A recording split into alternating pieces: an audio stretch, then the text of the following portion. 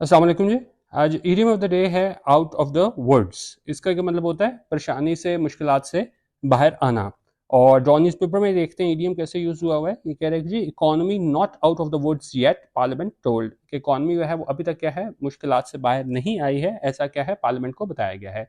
अब इसको मजीद डिटेल में देख लेते हैं कि क्यों वो कह रहे हैं कि इकोनॉमी जो है वो आउट ऑफ द वर्ड्स नहीं है, यानी कि मुश्किलात से बाहर नहीं आई है। उसमें वो रीजंस दे रहे हैं।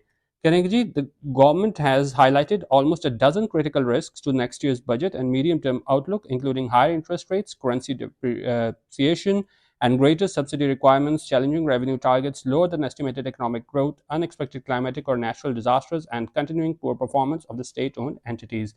तो ये मुश्किलात थी जिसकी वजह से जो अवामिल थे, जिसकी वजह से कह रहे हैं कि जी economy out of the woods नहीं है, यानी कि मुश्किलात से बाहर नहीं आए हैं। तो अपने कमेंट जरूर कर दीजिएगा इस तरह का ईडीएम ऑफ द डे आप रोज़ देखना चाहते हैं कि नहीं। वीडियो देखने का बहुत शुक्रिया। अल्लाह हाफ़िज़। पाकिस्तान जिंदाबाद।